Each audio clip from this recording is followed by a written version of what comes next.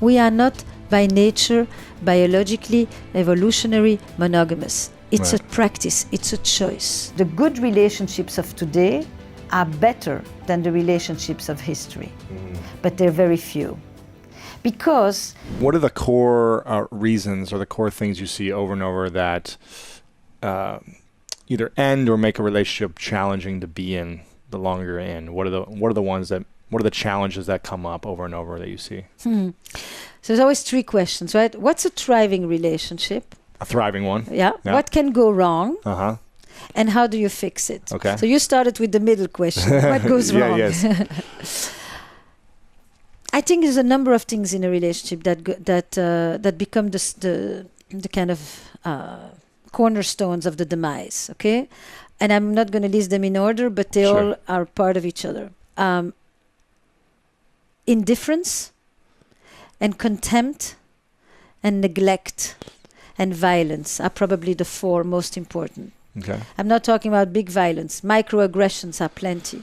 Indifference, when you start to feel like the other person fundamentally is not really caring about you anymore, or you don't care about them. What they feel, what they think, who they are, what they're about.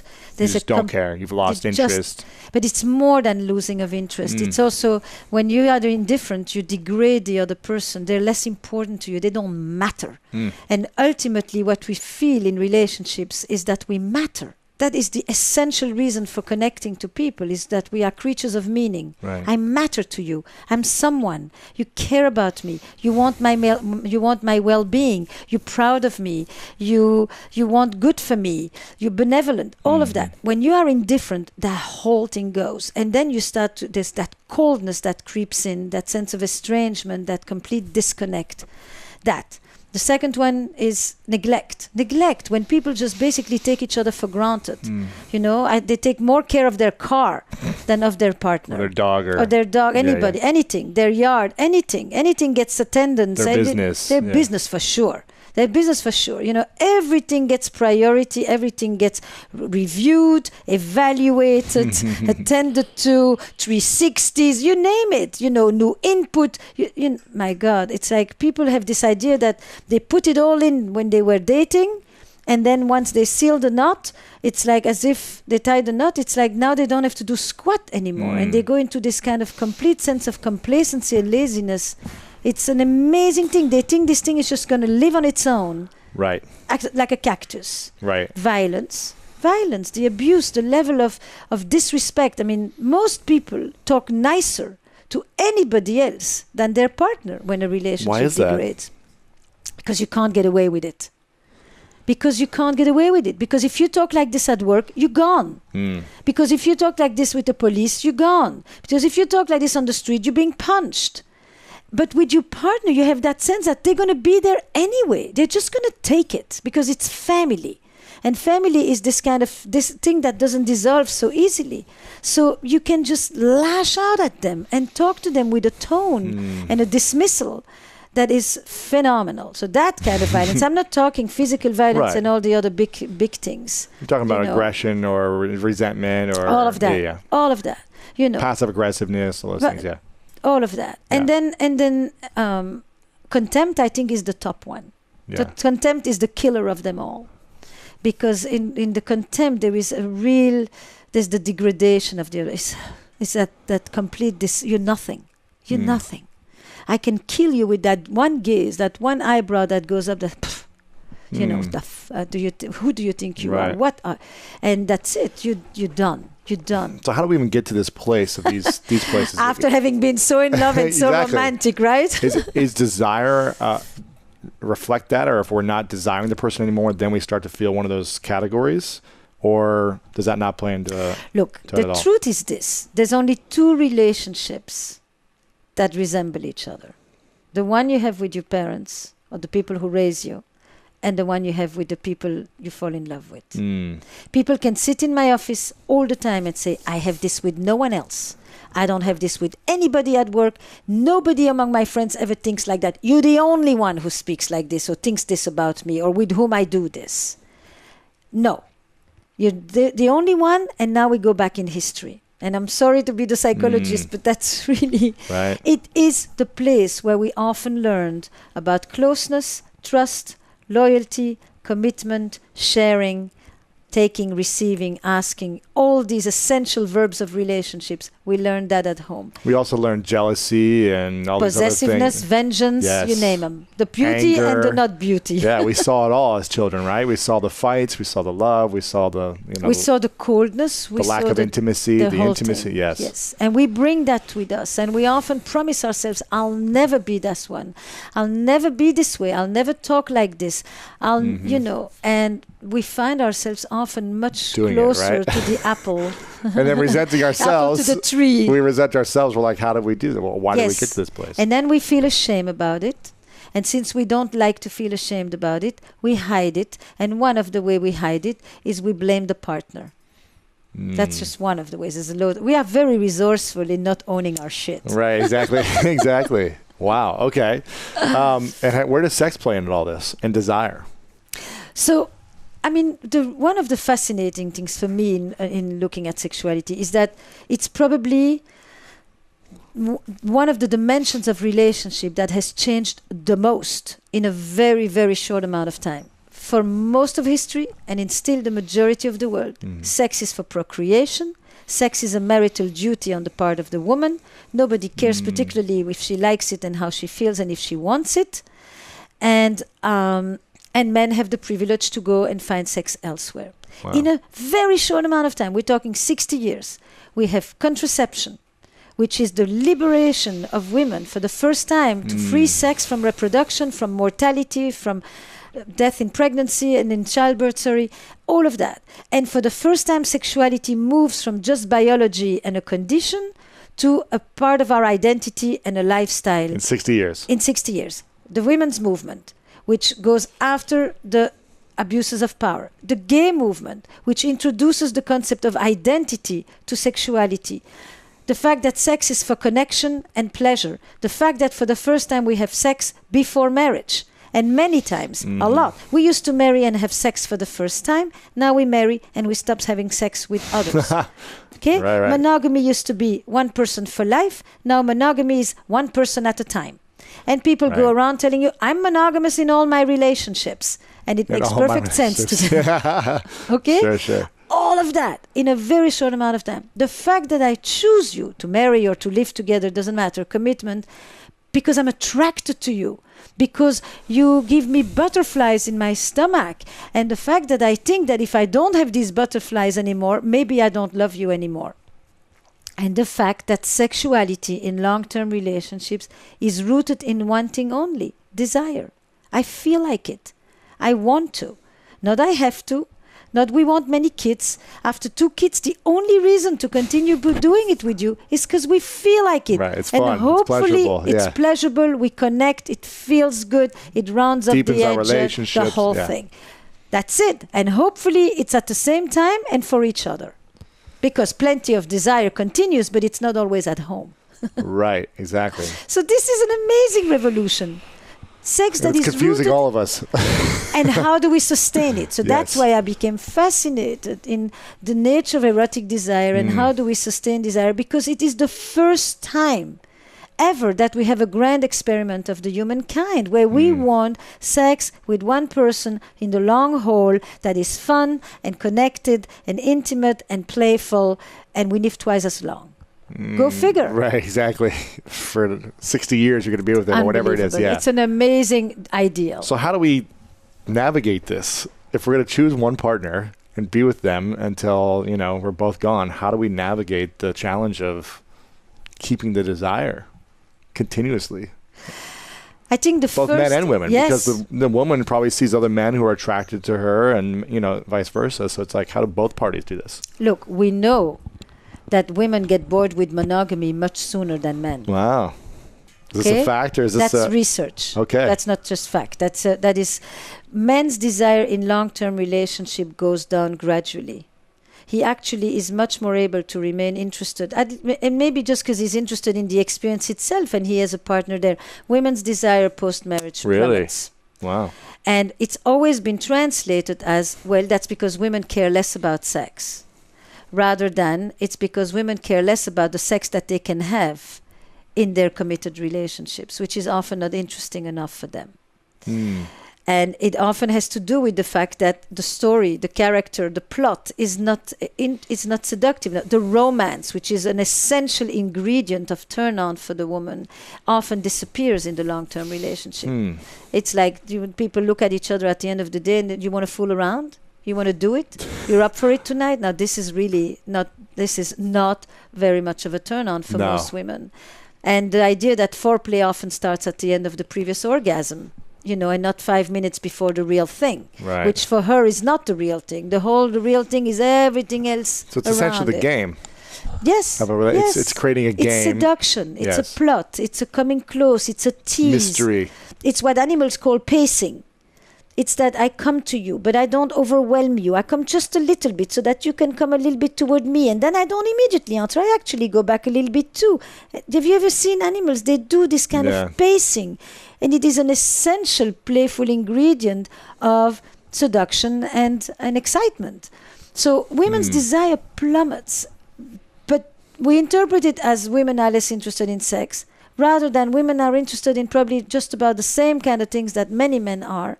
But women have always known what to choose above what turns them on, which was what gives them stability and security in their life. Security, family, someone to protect, be there, right? So what people do, look, we want one partner today to give us everything that involves stability and security and everything that involves playfulness and mystery.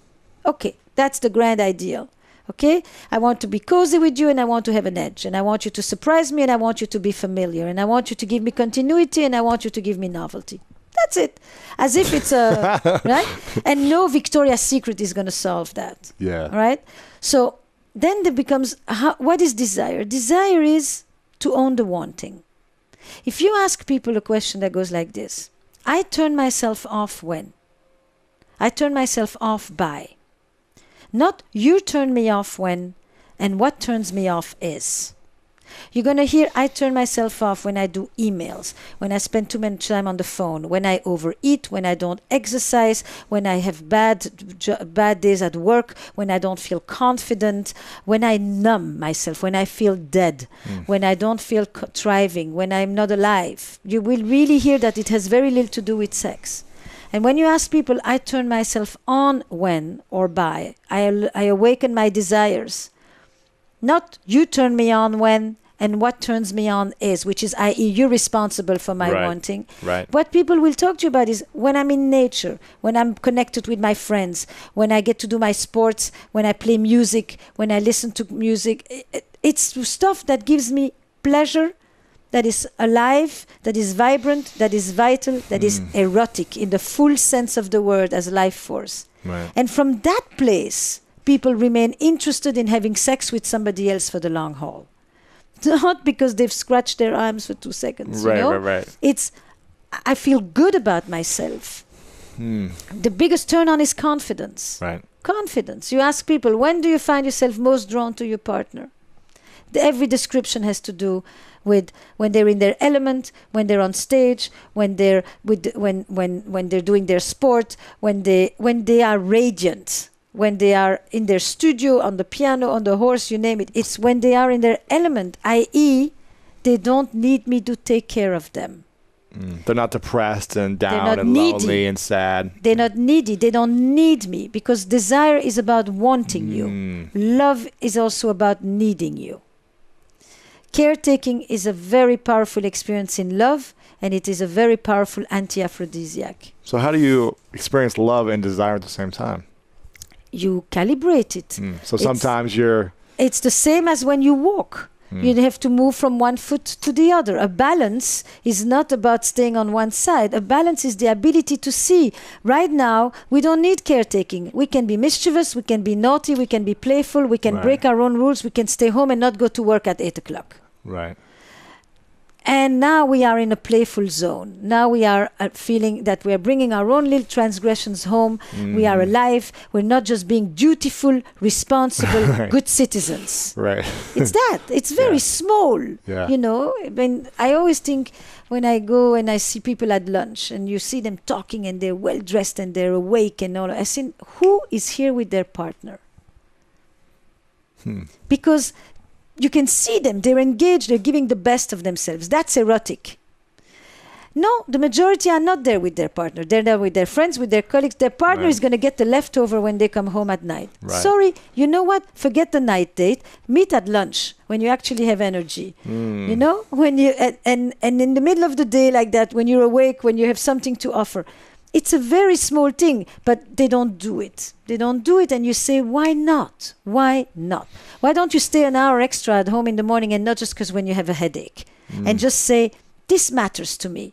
All in all, you know, committed sex is premeditated sex. It's not just going to happen, because whatever is going to just happen already has. So you're going to make it happen because you say, we matter.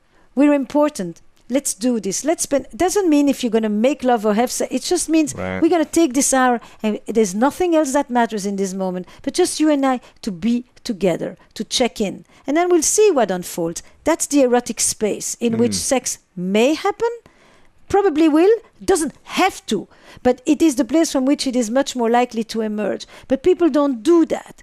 They do the responsibility, that's the love, right? The citizen, the commitment, the caretaking, the burdens, the safe. And then they say, I'm bored.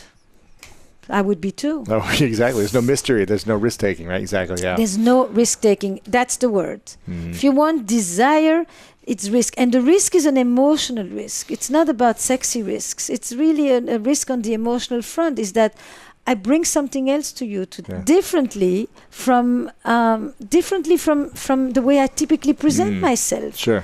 You know, how can I do this? What can I do today that will be different from the ways that I've done it until now? How can I do something that I think would actually improve our relationship? Me. Right? Not something that I want or that you want, but that I think would be actually good for us, that third entity, the us. Right? And you check.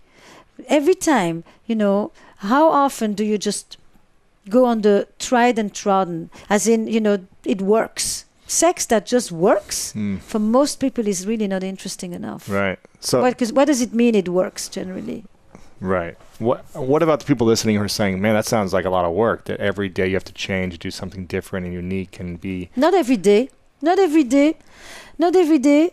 But what you can do every day is just a quick check with yourself. You know, is there something that I should notice? Is there something that I can be thankful for? Is there a little note that I could write? Is there, you know, just a way that I can show up? It's small. It's really small. Here's the thing. There is work, and then there is the creative work. You know, I'm talking about a level that is creative and that elevates you and that actually gives you, you feel taller. You just feel like you're engaged. You feel awake rather than this. This is the other seated position. It's comfortable. It's great, but nothing happens here. Sure. This is alert. Here's the essential word is curiosity.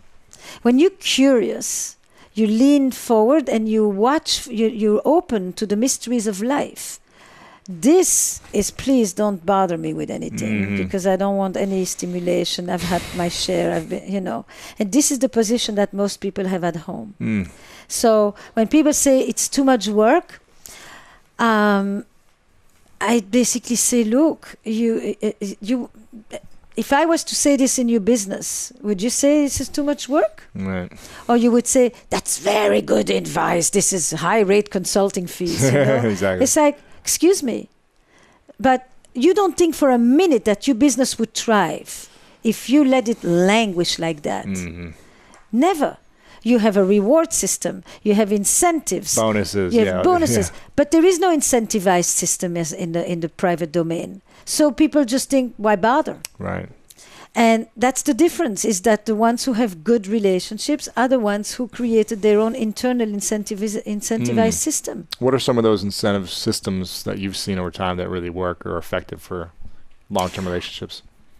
I would say the first thing is almost one of the first things that our parents teach you. Please and thank you. Do you know how many people stop thanking their partners? Thank you. Thank you for doing this for me. Thank you for picking up the shirts. Thank you for, you know. Making you feel appreciated. Yes, appreciation. Appreciation is huge. Yeah. Gratitude, acknowledgement of the presence of the other in your life. Not, did you do this? Did you call? Did you pick up? Do this? Half the time. Expectations. Yeah. Of course, expectations is often a resentment in the make. It's like, with the expectation comes the fear of it's not going to. Thank person, first of all. And because it also makes it feel like this is not a given. Nobody owes you squat. You're not owed anything. You're not that important. You're actually quite replaceable. Right. And with the divorce rate that we have... what's the rate at right now? About 50 on first and 65 on second. 65 on second, wow. It's not good. Right. It's really, it costs a lot of money. It's not good for the health. I mean, it's just it's not good for the jobs. It's like... Okay, now you could say maybe people shouldn't marry, but it doesn't matter if it's marriage legally or... The idea is that we can do better. We can do better in general. I really think that the quality of our lives depends on the quality of our relationships. I mean, nobody's going to write, you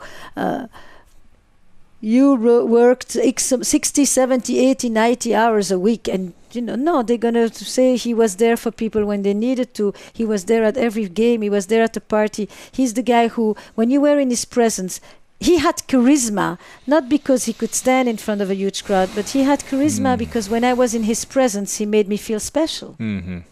It's a different charisma. So appreciation, gratitude, thank you. Little things to go out of your way rather than just to do the minimum.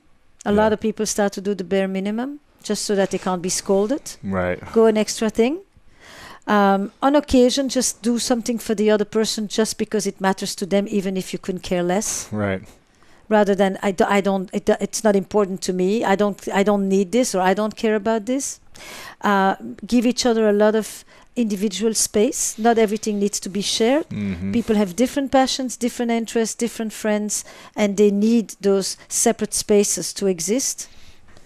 Admiration, I think, is huge.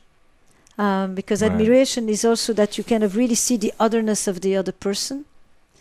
Don't try to make your partner into one person for everything. There is no such a person. Find multiple sources of connection, of intimacy, of friendship, so that you can have a group of people support you, and don't have one person who has to be there for you for everything, especially when you're in the dumpster. Mm-hmm. We used to have a village of people to do that, and now we just expect one person to be the village, right? Yes. Yeah. One person for the whole village. That is a unique. And then we're upset when they don't fulfill the mandate. And that's the more important. Like, I can't talk to you. You're not supportive of me. You're not excited for me. Excuse me. Find other people. Right. I can't be everything for you. Yeah. No. Now, relationships seem to be some of the hardest things for people to figure out. I have my friend Matthew Hussey who helps women find men, and every girl that seems to be that I know is always like, Lewis, can you help me find a good man? It seems like women are just trying to find the right partner, find great relationship partners. And then when you're in a relationship, it seems to be like people are always struggling in relationships, whether it be intimate or work-related relationships, business partnerships. Why are relationships seemingly so hard for so many people when it's the thing we need the most to feel alive, to feel happy, and to feel connected? This is the $1 million question. I'm a relationship therapist for 35 plus years. I work with people in their romantic relationships, family relationships, friendships, co-founder, colleagues, co-workers. So love and work, the two pillars of our life, as Freud said. And if I could just say, why is the simple feeling of loving or caring not enough? Because the entire human drama is really complex. The same way as nature is complex, so is human nature complex. And I've spent my whole career studying what is changing in relationships. Why are they more complicated today? Are they more painful today? Have our expectations changed? And that I have answers to. I don't have answers to why is it so, but I do know. Is it more complicated now, relationships, than 50 or 100 years ago? Yes, absolutely. Why is that? Why? For a very simple reason. For a long time, we live, and we still in many parts of the world live in traditional societies where relationships are clearly codified. There are clear rules, there are roles, there are obligations. There's a tight structure from which you can't get out, but it tells you clearly who you are, where you belong, where you're rooted, and what's expected of you. And you don't have too much questions about whose career matters more, and who's going to wake up to feed the baby, and who has a right to demand for sex, and what. And every husband knows exactly what they can ask from their wife, and the wife knows exactly what she should not tell her husband, and children know their place, and adults can all interact. All of this was super regulated.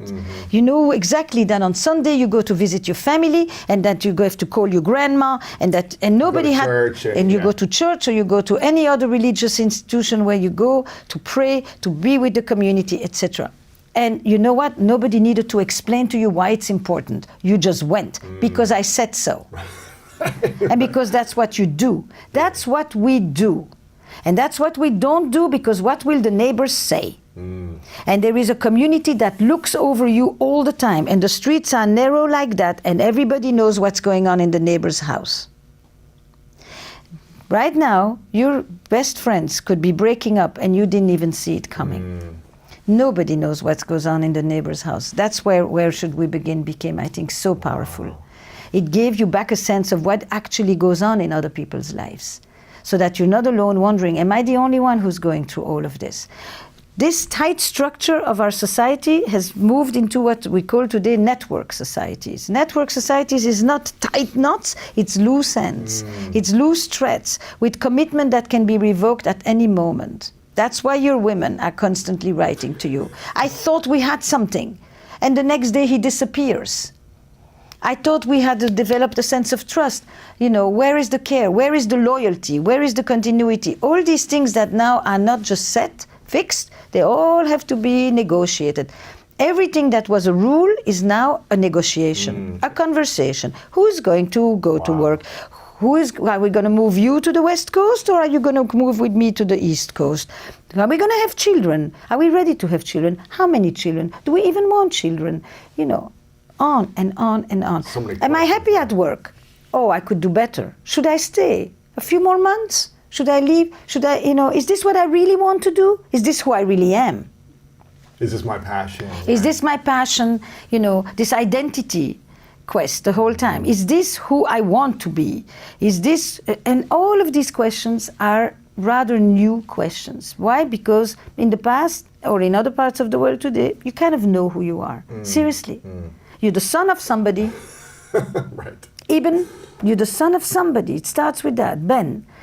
And you probably will even do what your father has done. If you are a man, and maybe not do much of any of the outside the house if you are a woman, or you may begin a charting course of working outside the house. And all of these things are very, very normative. And now it's different. We don't have any of that at this moment. Yeah. Basically, I call it the identity economy. We spend our time trying to figure out, who am I?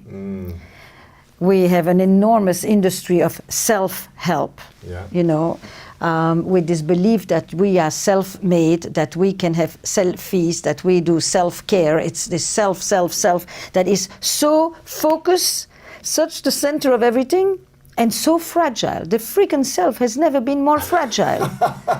We are constantly making sure that it doesn't get overwhelmed, that it doesn't get triggered, that it doesn't get violated, that it doesn't get shattered, because it stands there alone, like the little Dutchman with his finger trying to hold back the dike. And that is the times I think we are in at this moment. And that's the waters I think you swim in. Sure. Well, I think that's where suffering, inner suffering comes from on the surface, is when you obsessively think about yourself. When you're obsessively self-centric thinking all the time. Trying to improve yourself and feeling not good enough. Right. I think it's the combination. Comparing. Now, I don't know that people didn't compare themselves when they all went to and stood on the steps of the church on a Sunday morning. Sure. I think communities, people have always compared themselves, but there was a different type of social control, the one that we have on social media today. Right. Social control has always existed. Yeah. So suffering is part of life. Community and not being alone is what helps us with all our experiences, definitely with suffering. I look at the disappointments of relationships and the struggles that we have. Why are they so challenging? What is the challenge? What can you do about it? When is it you who can do something? And when do you have to realize the limitations that what you will do will not change another necessarily, when it does and when it doesn't? And how does this manifest at work and at home? You asked me how relationships have changed. I think we've never had more expectations of love and work than we do today. I think we expect today from love and work many things that we expected before from religion and from community. We want our relationships to be transformative, transcendent, meaningful, spiritual, sexual, purposeful, erotic, passionate, and we want it at home and we want it at work. How do we get it at work too? Oh, because we want work to be purposeful today. We want work to, to give me a sense of identity, of meaning, of self-fulfillment, of development. I don't just want to go to work only for the paycheck. I need the paycheck, but I also want the paycheck to be meaningful to me. Work has become an identity economy. It's not just what am I going to do, it's who am I going to be. And it parallels, what do we talk about at work? Transparency, belonging, authenticity, trust, psychological safety. I mean, when did the entire emotional vocabulary enter the workplace to such a degree that soft skills, what they used to be called, which are emotional and social skills, relational skills, which used to be seen as feminine skills, and feminine skills, you can idealize them in principle, but disregard them in reality. And these soft skills have very quickly become the new hard skills. True. And that's why I'm working in the workplace. It's not because I have changed and I suddenly am interested in work. It's because work has changed and is suddenly interested in what I have been doing for decades. I love this. What's the biggest lesson you've learned from researching and doing this work on this topic over the last few years? Biggest thing you've learned about yourself or about humanity in general? Yeah, there are two things I think that stand out. Actually, three things probably that stand out. One, I too, for a long time thought affairs only happen in troubled relationships. If you have everything you want, there should be no reason to go looking elsewhere. But then I began to hear more and more people come into my office and say, I love my partner. I'm having an affair. In the same way that when I wrote Mating in Captivity, people would say, I love my partner. We have no sex. And I was like, I thought if you love, you desire. And now I thought if you love, you're faithful. So this idea that not all affairs are symptoms of relationships gone awry, that people in happy relationships also stray, and it isn't because of their partner or because of something in the relationship. That there's another theme here, that affairs, and this led me to the second thing, which is that you always have to look at infidelity from a dual perspective. At the heart of affairs is betrayal and hurt, but there is also longing. Longing for an emotional connection, longing for intensity, longing for a different sexuality, longing to reconnect with lost parts of ourselves, longing to suddenly feel alive because people have allowed themselves to feel dead on the inside. That, what it did to you and what it meant to me, that you have to be able to figure out both, is a much more useful way to help people. Yeah.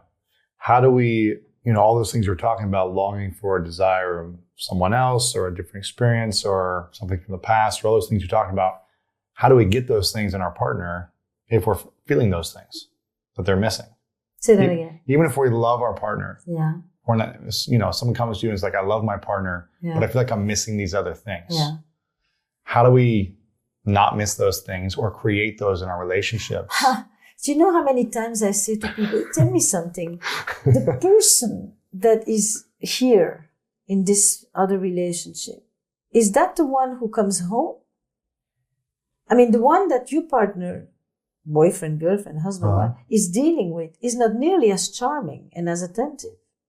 You know, when you prepare your suitcase and you fly and you choose your carefully chosen clothes and you prepare yourself and you know, you don't bring work with you when you go to, you know, but when you go home, you're on your phone the whole time. Mm-hmm. You bring the leftovers. You're not nearly that attentive. You're way less charming. Your humor is gone, you know, and then you tell me that your wife is boring or your husband is boring, and you? Who are you here versus who are you there? Mm-hmm. Not who are they. Who are you? So that's the first thing. It's like, what happened to you that you let this thing seep out of you? And what makes it difficult for you to bring this back into your own relationship? Why is it? Why is that? Multiple reasons why people neglect themselves in some way, right? Yeah. Why is it that there you can be such a free woman, and here is this boyfriend of yours who think you hate sex, you have no interest, you are utterly, you know, frozen, and this one is like, it's the same woman. What happened? You know, and on top of that's the bigger lie. The bigger lie is not only that you're having a lover. The bigger lie is that your husband, your boyfriend has no idea what's the truth about you. Mm-hmm. Why? And then different stories. Sometimes it's stories from childhood. You know, I have no idea how to bring that part of me in the context of family, because family was the place where sexuality was the most dangerous. Right. So I have never known how to experience pleasure at home. Home was a place where I made sure to be safe. Pleasure I took somewhere else. Then you start to see the way that people have carved out and compartmentalized themselves and the reasons behind it. Now is real therapy work. That's a difference. Yeah. You know, that's when you start to really try to understand why can't you integrate the different parts of you? Mm. Is it kind of like the idea of always dating in your relationship? It's like always trying to be your charming self and not forgetting it. How you got into the relationship, don't like forget that. Is that kind of the concept? I don't know if it's always dating, but for sure, the couples that are erotic couples are couples who maintain a level of attention on each other. Mm-hmm. They don't take each other for granted. Yeah. They flirt. They are physical. They continue to play with each other. Create desire. They create desire. I mean, it doesn't just stay. I mean, it is an amazing thing to see how attentive people are to their creative projects, to their artwork, to their businesses, and how often rather neglectful. Even a date night, it's nice, but what do you bring to the date night? I mean, it's just going through the motions, or is it creative? Do you do something? You know, look, we know that if you do familiar activities with your partner, it's very nice. And it creates a real sense of comfort to go back and to repeat things that you enjoy. But we know that if you want to bring excitement into a relationship, you need new experiences. You need to have this relationship be one in which you take yourself out of your comfort zone, in which you discover something, in which you explore traveling. But it doesn't have to be just traveling by going abroad. It's traveling. It's taking yourself to new places, to new experiences with each other, to new thresholds. All the research backs that up. Mm. It also breeds testosterone, for that matter. Novelty breeds testosterone. Mm. That's the work of Helen Fisher. And if you look at it metaphorically or biologically, it makes all sense in the world. Growth involves exploration, involves curiosity, involves discovery. We know it, and it involves risk-taking. We know it in business, and it is no different in the relationship, in the business of intimacy, if you want to call it like that. Mm. Wow. Do you do any of these things? Of course, yeah. We do it, yeah, for sure. And if we're not, my girlfriend always reminds me, like, let's go try something new. You know, if it's been like a week or two where we've kind of been doing the same thing, just like going to the movie or to the same place to eat, she's like, let's go try something new. And I'm like, yeah, we need to. So she's actually good at that, because sometimes I can just be focused on my vision and my work and just like not stop. And it's comfortable to just do the same thing and not have to think about creating something new. So, but I could see a difference in that creativity and that uniqueness when we go do something different as opposed to the same thing. I can feel the desire and the curiosity, testosterone. And then you say, thank you. I mean, the difference, one person says, it's so nice. I mean, I wouldn't have thought about it. Right. I love it when you take me. You remind me.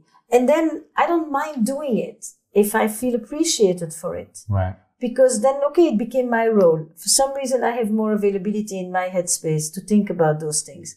And as long as I know that you really appreciate it, that you value this, that you're coming along not just to do me a favor, right, then I'll come up with more and more ideas. And I will keep this going for years, mm-hmm. you know. And we study erotic couples. I mean, it's not an unknown. We know that there are people who maintain a certain spark. And it has nothing to do with how often they make love, but they are engaged with each other. They enjoy each other's company after decades. They still find each other interesting. They're not bored. Mm-hmm.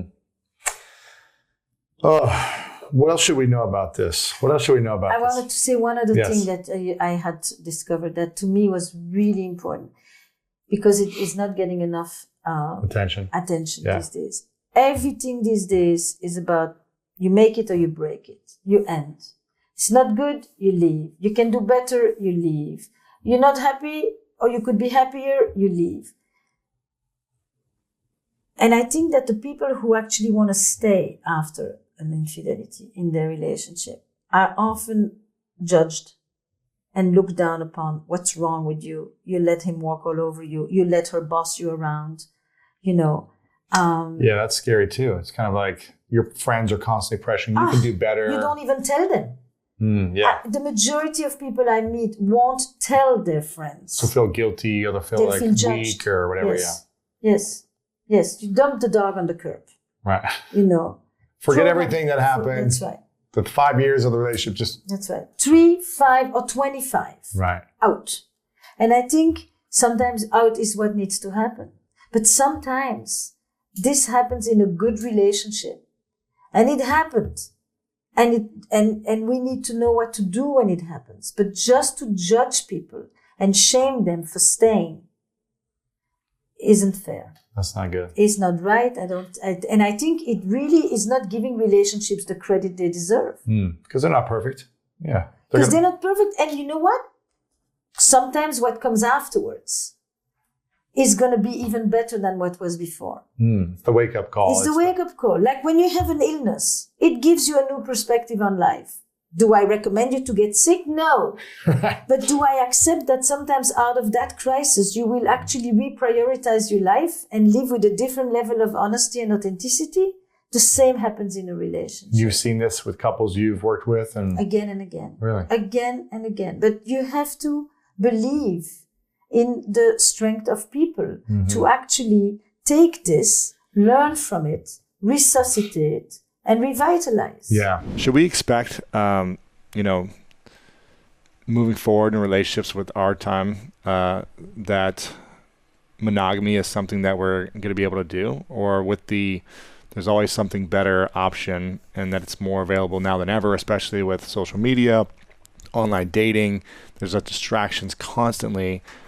You don't have to leave your house anymore. Exactly. You can pretty much cheat on your partner while lying next to them in bed. Exactly. But we are by definition already doing serial non-monogamy.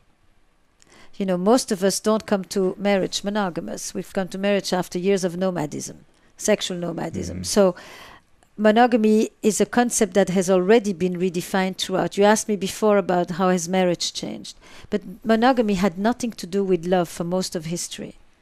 Monogamy became about love with romanticism. It's the sacred ideal of the romantic ideal, because the sacred cow, because monogamy means I'm everything, I'm it, I'm the one, I'm chosen, I'm unique, I'm and if you are interested in someone else, it means I'm not enough. Versus monogamy, which was basically for patrimony and for children. So how should we navigate this moving forward? I think this concept of monogamy. Look, if I had talked to you 70 years ago about premarital sex and virginity was a precondition, you would have looked at me like, this is a taboo, this is impossible. Today, premarital sex in the West, it's like nobody blinks an eye. Okay? It would have been inconceivable. Okay? If I had talked to you about going from families of 8-10 children to families of 1 child, you would have looked at me inconceivable. If I had told you that we were going to be conceiving so many children through assisted reproduction, inconceivable. So today, when you say open relationships or non-monogamous relationships or periodically non-monogamous or monogamish, a la Dan Savage, or, or polyamorous, people will say, can't work, impossible, The fact is monogamy is the new frontier. But you can have it as negotiated through divorce or through what most people have always done, which is proclaimed monogamy and clandestine adultery. Or you can do it through a model of transparency in which people have consensual non-monogamy. This is it. This is the options. Right. What do you think is going to be working the most There's for people? There's going to be a little bit of everything. There are some people who really need stable, committed, monogamous relationships. They don't want open doors. And there are other people for which open doors probably should be the model from the start. That's kind of who they are. That's their curiosity. That's the way they live their life. And it's not because they're less committed or less loving. It's because their sexuality is organized in a certain way and it lives together with a certain arrangement. And all of that is going to be redefined as we go along. It's de facto what's going to happen. It will be the next frontier. But if you see it on the level of marriage, people say, if you say, okay, let's look on the, you have to look at it from the place of before marriage. A Swedish philosopher said, today, monogamy only exists in reality. It doesn't exist in your memories, and it doesn't exist in your fantasies. So, this is not because I advocate it. It's just, first of all, there's nothing to advocate. It's very simple that by definition we have multiple sex partners before marriage. We are not monogamous anymore in the traditional sense of the word. The word has been in flux and we don't really know where it's going. We don't. What we know is that people still seek to connect. People want to love. People want somebody who loves them. And how that will play itself out is the mysteries of life. But the fundamental human need for love, for connection, for passion, for transcendence will never change. The expressions, the forms, the institutions in which we will seek those fundamental human aspirations will continuously transform. That's really how I see the evolution taking place. Sure. What do you think of what I'm saying? Oh man, it's just so it's confusing because you hear so many different options that work, that don't work. You see people that love each other that go through breakup and divorce. And then you see the pain and the struggle and the emotional toll that it takes on some people. Then you see people who are in, committed monogamous relationships who feel guilty because they want to be able to explore, but they can't because they've made this choice and they've committed to it. Monogamy is a practice. We are not by nature, biologically, evolutionary monogamous. It's a practice. It's a choice. And it's a choice. It's not our makeup. No. Yeah. And it's a choice. And monogamy is a continuum. You have mind, you have fantasy, you have memory, you have a lot of things. At what point do we become non-monogamous? Where does non-monogamy start? And all of these concepts are fluid concepts today. There is just no way to define it like that. Right. So we make choices and we make compromises and we sometimes don't just do what we want. And we often need to think about the consequences of our actions.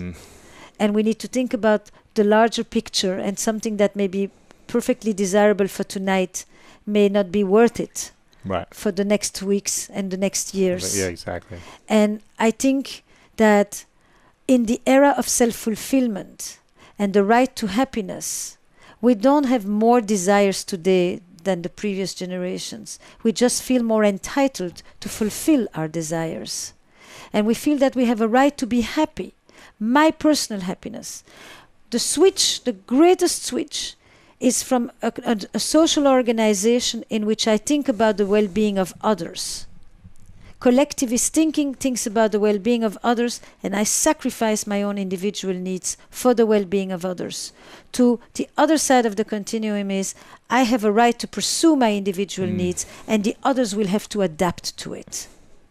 And I think that we are a little bit on the extreme end of the other side at this point. We really take ourselves a little very seriously. And sometimes at the detriment of other people to whom we do have an obligation and a commitment to. Not just our partners. Right. Of The world. The world. So where the should we world. be? Somewhere in the middle, you think? Or what's... In an examined state. I don't know that it's always in the middle, Right. but in an examined state. In a state that doesn't just say what I like, what I feel. The fact that I have options doesn't mean I have to exercise all these options. The problem of consumer life is that we don't know anymore to make choices. Same with the cereals in the supermarket. Why would it be Right. better with love? So I could get better. I'm like, I'm a victim of FOMO. How do I know this is the best? No, you don't. Yeah. When do I find the best? No, you don't. You don't find your partner. You choose your partner. It's very different. If you think you're going to find somebody who is the person who's going to make you stop looking, it doesn't work this way. Because no, it doesn't. Because at some point your inner rumblings will start up again, and then you will say, "Oh, probably Start it's not." looking. It's like you just say, "This is it. This is where I decide to put my roots in this moment." And I'm gonna try to deepen them. I think we are all living with paradoxes of choice. Yes. From which phone I get, but we cannot commodify a partner and just kind of beta test the partner and beta test the relationship and check out to see, is it good enough, or can I find better? Yes, you can. The fact is, you could find other. I'm not sure it would be better, but you definitely can find other. Yeah. And there are lots of people you can love, and there's only a few you can make a life with. And they're not always the same. There are a lot of people you can have love stories with. Right. And have beauty, but they're not the person you would make a life with. How do you know when it's the person you can make a life with? I think values enter into there a lot more. I mean, you can have magnificent love stories with people you would never live with. Right. They're just too different from you. They have not the same values as you. They have not. One wants a child, one does not. One wants to travel, the other does not. One wants career, the other. Very major, different classes, different Weltanschauung, as they used to say in German. Visions of the world. But you can love them. Yes. You can have a beautiful love story with that person and be transported in your experience with them. But you know that that's not the person with whom you're going to build a home, a future, a trajectory, maybe a family if you want that. That's not the person with whom. And for that you need more of shared vision, shared mission, shared values, stuff that is not just in the domain of feelings, but also in the domain of beliefs. It's different. Wow. Views about money, views about independence and separateness versus connection, views about emotional expressiveness, views about power. Wouldn't you say that those differences that we have also attract us to other people? That we have some of those differences, maybe we don't share the same values or beliefs, but it's also different, unique, interesting, and so it also brings us together? Or do you think it's not enough? I think that what attracts you originally is often what becomes the source of conflict later. The very thing that is so attractive because it's different is also the very thing that becomes difficult because it's different. Interesting. So, of course, it's a mix and match, Yeah. But what makes thriving relationships is not only feelings. It's a mix of feelings, actions, beliefs, touches, physicality. Right. It's a more all-encompassing thing. Sure. A beautiful love story can be just about feelings. And you can love more people than those that you can make a life with. That doesn't mean you make a life with people you don't love, but it means that there is a whole other set of ingredients Right. that enter into the making of a life, which is the creation of a world. It's a little different. And in that world, you often can be on the side of, there's a lot of sentences today that I never heard 20 years ago in couples therapy. This is a raw deal. I'm not getting my needs met. Where is my return on investment? Wow. Excuse me, somebody owes you? It's like, wow, I am in a relationship for what it's going to give me. That is an important piece. Don't misunderstand me. But I'm also in a relationship for what I'm going to give to this person. Right. For what I'm going to give, if I want children, to these children. Not just for what they're going to bring to me. It's like the level of narcissism has to be shrunken a tiny bit on occasion. Right, exactly. It's just like, I'm part of that same, landscape. But on occasion, I think it's like you calibrate it. On occasion, some of us need to really learn to think more about ourselves. Mm-hmm. And some of us really need to think more about others. Right. Some of us live with the fear that we're going to be abandoned. And some of us live more with the fear that we're going to lose ourselves. Some of us are better takers and need to learn to give. And some of us are consummate givers and we need to learn to take. And often we find a partner who is exactly the missing link. And that can be beautiful complementarity if we actually get to use the other person to become more whole and to learn from them. And and we need both. You need to be able to think about yourself and to know what you want and all of that.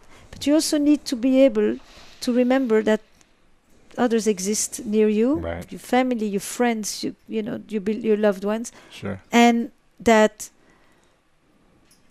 what will make the difference the day you die and who will show up at your funeral. How does someone regain trust then? Because we were talking about this earlier. How do you regain trust and regain open communication if someone's been unfaithful or just hurting them for a couple of years in a relationship and you feel like it's not working?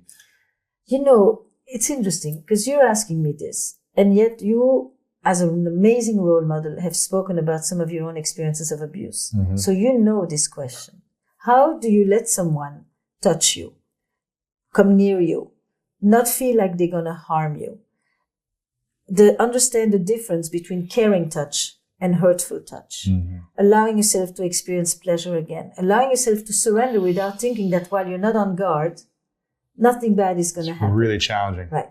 Okay. But it's that same trajectory, right? It's like you begin to, first of all, well, in this case, you're child versus adult, but you hope that it's not because one person hurt you that you lose your faith in humanity.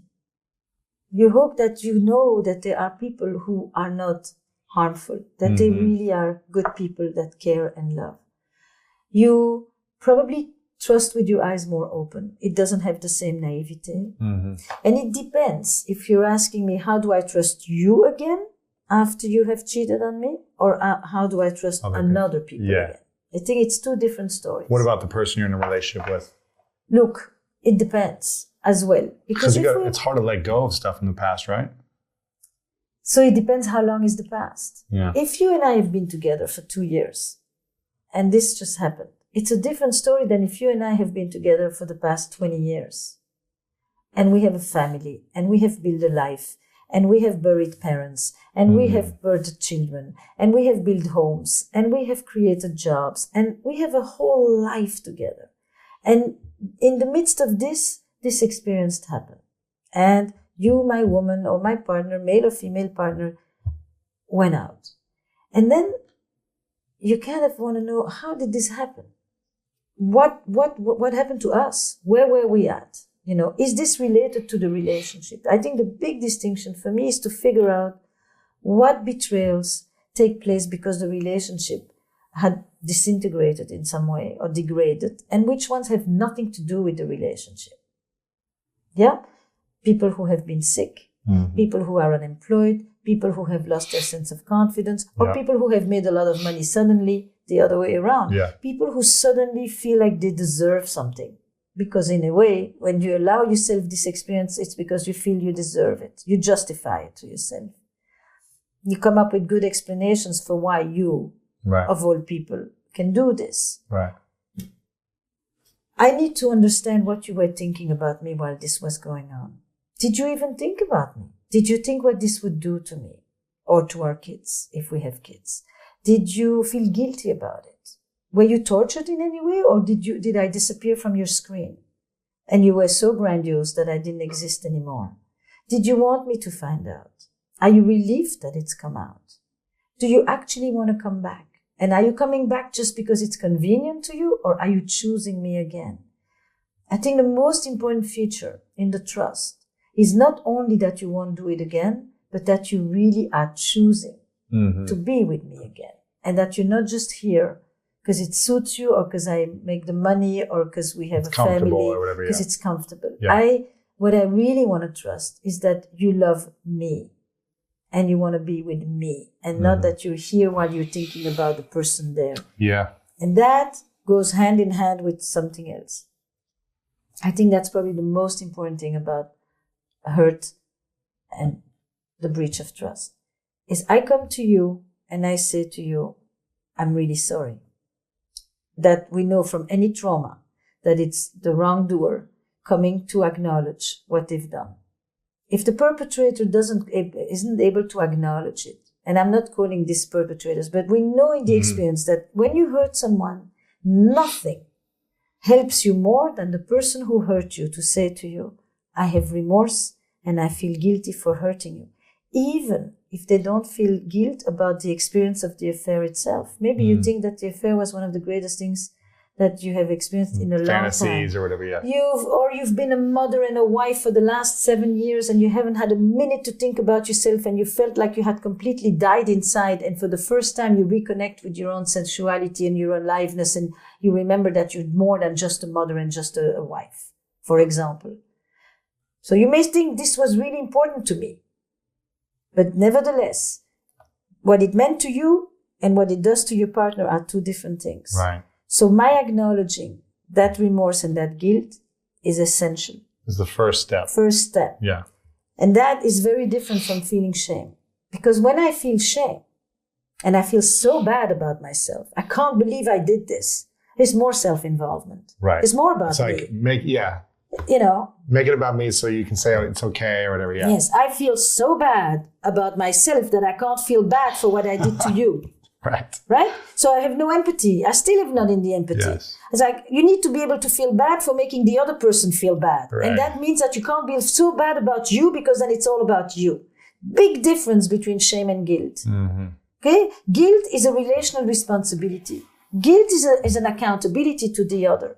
That's the first one. And the second thing is that I then become the vigilante of the relationship, meaning that I, for a while you are asking me the same questions again and again because you're trying to figure this out, because your whole reality has just been shattered, I am able to tell you, it's okay. I am here. Just keep asking. I'll answer you. I'm not going to say, come on, enough already. Haven't we gone over this? Let's move on. Let's move on. It's over. Don't you see? No, I cannot rush you. I have to give you the space to make sense, to be in your pain, to hurt, to get angry, to push me, to pull me, until we slowly settle. And there is a period like that of that acute crisis that you just can't push. You have to go through it because it is in the nature of the beast. It's a process. It's a process. No one's going to rationalize it right away and move on. It might take some time. Some people it takes years probably that you've been working with, where it takes years for them to fully trust again, right? But even when you say fully trust for what? Like I saw this couple last week actually, and I said, you still leave your children with him, you have your money together, you share a home together. While your mother was in the hospital in the last year, he continued to come see her every week. He still is paying for your alcoholic brother. You trust him for a lot of things. It's not one big categorical. You don't trust that he really has finished his story with this woman, because you actually know that he fell in love with this woman. And you're right not to trust him. You are right, because he doesn't trust himself yet. He is going to take some time to come back. And this is a very ambiguous period for the two of you, where it's very, very shaky, because you want him back, but you know he's not fully back, and he wants to come back, but he knows he's not fully there. But you trust him for many other things. Right. And you need to remember that too. And it'll take a few months. Because he has made a decision. He wants to come back. He believes in what you've built together, But yes, for a moment, he was ready to go. Wow. And my work is I hold this, I offer structure, calmness, reassurance, and I basically try to not make anybody make rash decisions, because when your limbic system is hijacked, you better not make a decision about your life. Just be emotional and it's... No, you're just in reptile mode. Yeah. You know.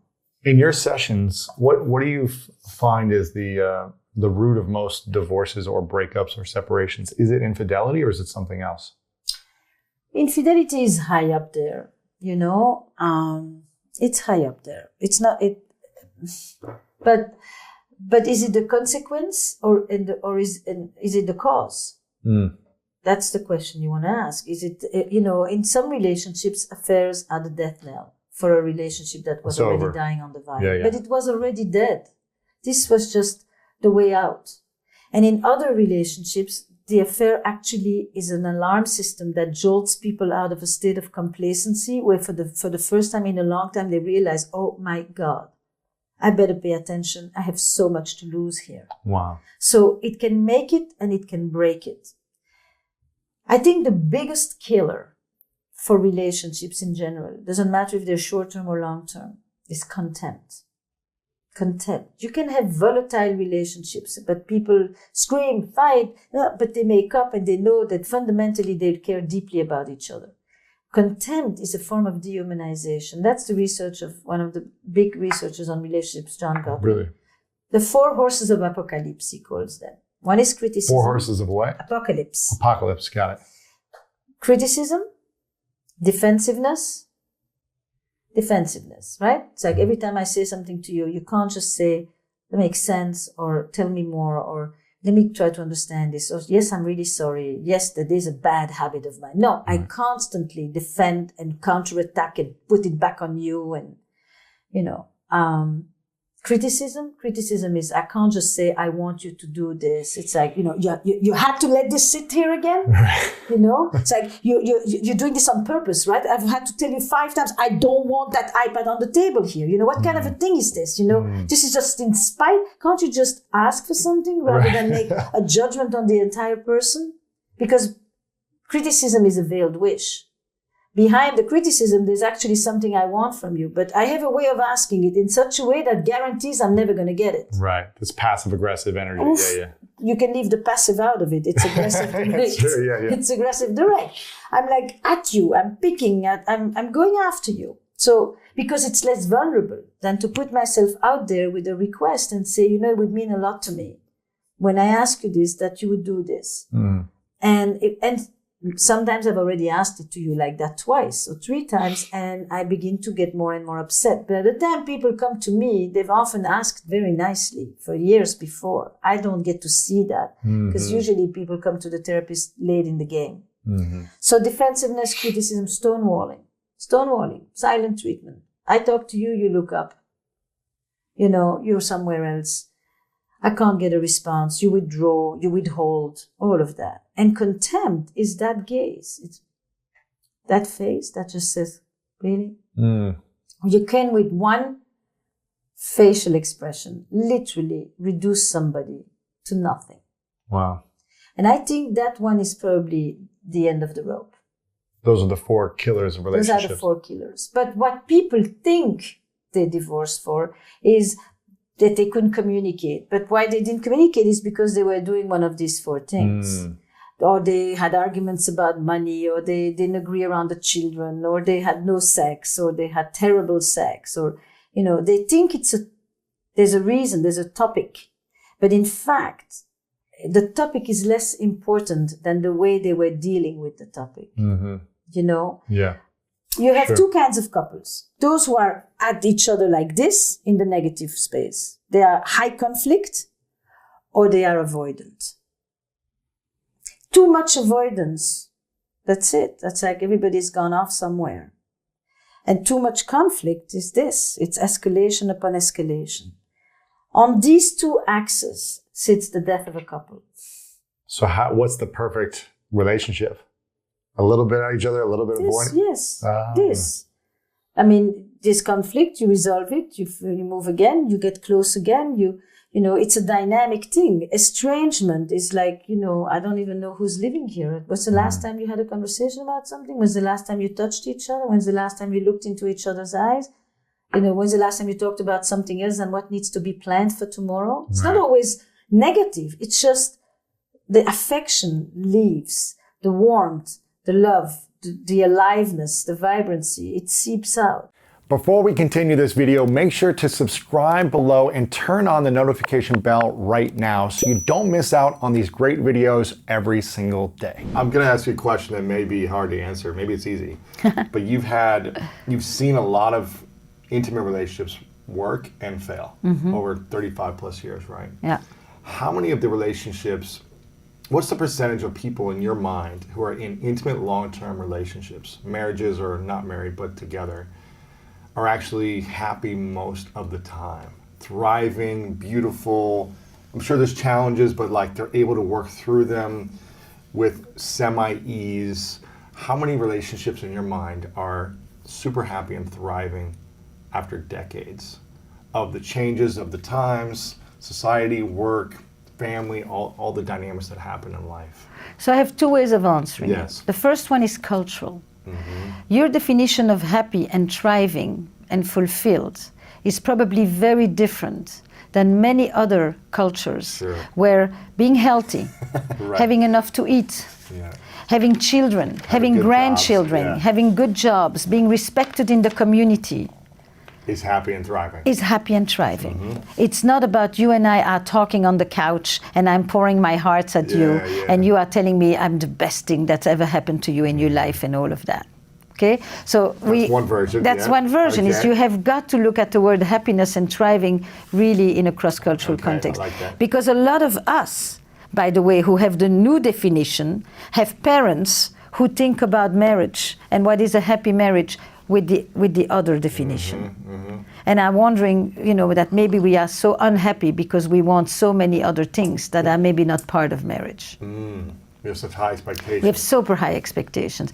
We want everything. We want a partner to be an entire community. My best friend, my trusted confidant, my passionate lover, my intellectual equal, my co-parent. And on top of it, I want with you to deal with all the vicissitudes of the everyday life and all of what we need to get to, all of that. And then we should also be passionate, great lovers, fantastic travelers. Exactly. You know, and very few of us. Dancing every week, So Eli Finkel has a best answer for you on that. Okay. He's a researcher on marriage, and basically what he says is that the good relationships of today are better than the relationships of history, but they're very few. Because the good, what you call that happiness, is the top of the Olympus. It's climbing the mountain, and at the top of the mountain the view is fantastic, but the air is also thinner, and not everybody can climb the mountain. The people who get to the top, their top is probably better than the tops of the past. Wow. And now what is the top? It used to be that marriage was for survival. Then it became a romantic enterprise. And it became what I call the service economy, from the production economy to the service economy. You want children, but no longer just 8, so you only want 2, so sexuality becomes for pleasure and connection, so it becomes a service economy. It's no longer a production. Right. And then from there you go into identity, which is what? I want to become the best version of myself, and you're going to help me do so. That's the identity story of marriage. And that goes up the Maslow ladder. Now, if I ask the question differently, I actually wanted to write that very article. About 10, 15 years ago, I set out to write a piece, what are creative couples? And do you know, because creative was the word I was interested in, not so much happy, passionate, but creative, meaning not stable, not solid, but what is this thing, creativity, the spark? And I went and I asked almost 100 people, do you know couples that inspire you? Do you know couples that you think have that spark still? And the frightening thing was that the majority of people could sometimes come up with 1, maybe 2, and that was it. Wow. You know, they knew people who were very good at renovations, and people who were great parents together, and people who were great business partners together, but that whole that you talk about, there were very few. And I thought that is so sad, because here we are, we want something I mean, if I say good business partners or business leaders, you would give me 10 people who you think inspire you to run a company, or authors or musicians, or we all have a long list. Who can say what's your favorite musician? I mean, most of us have more than one. When it comes to intimate relationships, people have very few models. Now, maybe it is because what they want is so high that there is very few models, actually. And that's probably the challenge of intimate relationships today. So how do we create that in an intimate partner? Or is it setting a lower expectation for what we want so that we don't? It's both. I think sometimes if you lower your expectations, you're much better off, no doubt. So back to Eli Finkel's research, calibrating expectations is probably one of the three main things for what he calls successful relationships. Wow. And calibrating doesn't mean you lower your expectations necessarily, but you also diversify them. You don't ask one person to give you what a whole village should actually give you. Right. Okay. That was the first thing. What's the second? You said there's three things? So one is the calibration of the expectation. Two is the diversification. And three, which is the one that very much speaks to me, is doing new things. That with your partner? With your partner. That if you do the things that you enjoy, that's really nice, that's comfortable, that's cozy, that solidifies the friendship.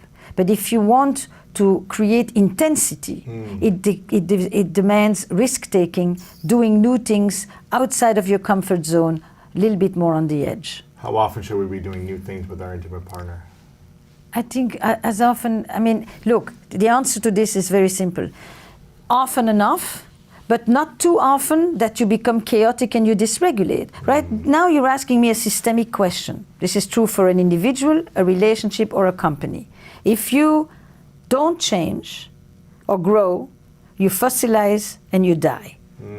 If you change too much, too fast, no stability. There's no stability, you go chaotic and you dysregulate. Right. So how often? It depends on where you are at in your life. Are you the two of you? Do you have kids? Do you have little ones? Do you have aging parents? Are you taking care of somebody? What else is going on here? We'll tell you if this is a period where you need more stability, or if this is a period where it's time to go and be curious and explore and discover and go into the world and launch. Right. If you're a young 30-something female, I get this all the time from a lot of women who reach out to me, who are ending relationships that were really stressful for them, or they've been single for years and they're trying to figure out how do they find the right person, or how do they create the right relationship for them that's going to be a long-term partner. If you're a female in your young 30s, what should they be thinking about? Like, should they be focusing first on themselves, growing themselves, or what are the things they should be looking for in the right partner? Right. I just wrote my current blog, which is a little bit of a critique of this taking care of yourself first. Okay, yeah. So, because you learn to love yourself in the context of your relationships with others. You know, this idea that you go first to work on yourself here and then you prepare this nice little package and you bring it to relationships, that is completely off, actually. Wow. It's interactive. You need a good amount of self-awareness, but you also need to be in relationships because it's people who help you become more aware. Practicing it. Practicing it, but other people let you see who you are. It's by being with others that you get to know who you are, and not just by sitting there alone and say, who am I? Right. But this is a relational perspective on life, and I will stand by that. Wow. Read the newsletter. I really poured myself into that one because I'm tired a little bit of this. No, what I will say to you, I'm tired of the go fix yourself first and then go be in a relationship. Relationships help you to become who you are. That's what happens between children and their caregivers. The next thing is, instead of constantly thinking who's the right person I'm going to find, why don't you ask yourself, who do you want to be? Who should the other one be? No, maybe it's on occasion. Ask, who will I be as a partner? Who have I been till now in my relationships? How have I shown up? What is it that I do? Not just, finding the right person. Now, what does it mean to find the right person? And there I will say, the simplest way of looking at it is this. There are many people you will love and they are not necessarily the same people that you will make a life with. Are you looking for a love story, or are you looking for a life story? Ooh, that's good. You understand? Yeah. There are many people have had love stories. This is a whole different story. I never thought for a minute I would live with these people. Take something else to have a partner in life with whom you're going to go through the pains, the sufferings, the challenges, the all of that. So can you have a life partner and still have a love story? Of course. Of course. You want the life partner to be a love story too. But the love stories per se are not life stories. It's different ingredients. It's different values. There's some things that you don't need in order to have a beautiful love story with someone. It lives in its encapsulated version on its own. You're not thinking, can I do this with you? Can I get old with you? Can I take you to my parents? Do we share similar it's about values, life, not just about feelings. So when you're looking for the right person, it's not just what attracts you. It's who can you build a life with. How many values in common do you need to have with your partner, life partner? Because the important ones. There's not how many, but there are a few of them that are really like important. Which ones would you say that make or break based on your experience? I think I'm not going to say them in order of importance, but one of them that really matters is your relationship to others. If you are a person that values relationships, that sees the presence of others in your life as central, and you are with somebody who does not want community or does not know how, I'm talking not about what they would like to learn through you, but their value is you do things alone, you live alone, you rely on yourself, you don't bring people over to the house. I have a couple I just spoke with yesterday, and he loves to have people over, and nobody should come ever to the house. She wants her space. Her space, alone, the whole thing, and I'm thinking, wow, this is a tough one. It's not just about the house, it's his whole life is about being with people. And her whole life is about not being with people necessarily. That's not how she experiences them. Now the question is she drawn to more of what he has to offer? And is he drawn to more of what she...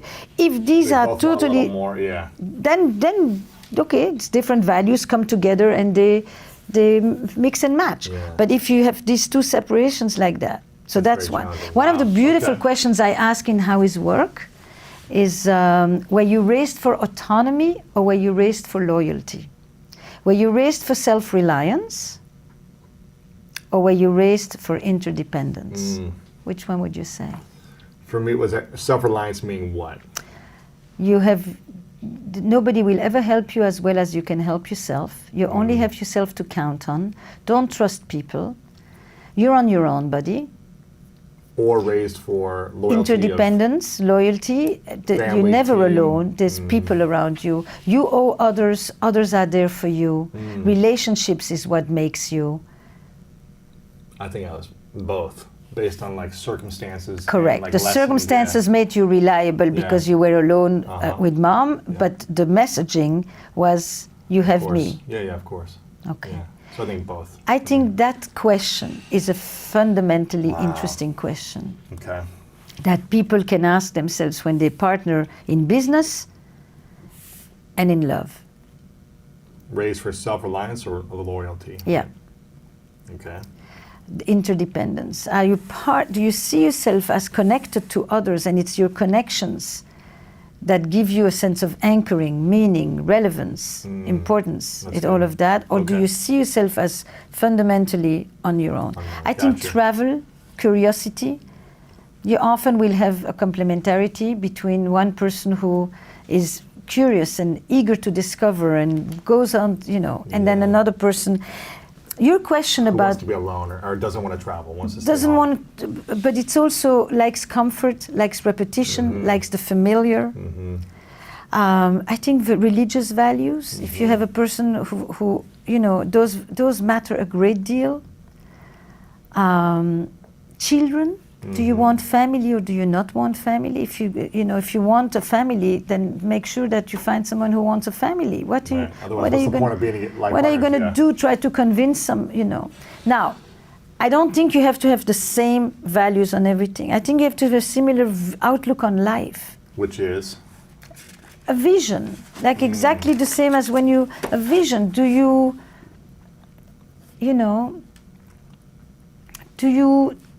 want to own a home? Do you think that economic achievement is important? Do you want to live in an extended family? You think that living intergenerationally really is important, and you have somebody else who says, I don't want your parents over. Right. Do you want to live in more than one place? I think these are essential, money, feelings or emotions, religious beliefs, attitude toward life. It's not a specific value about something. A value is a cluster of things. Yeah.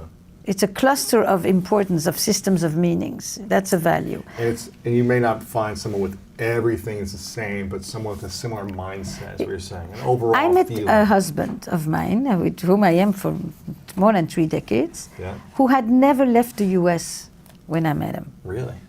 I never knew such a person existed.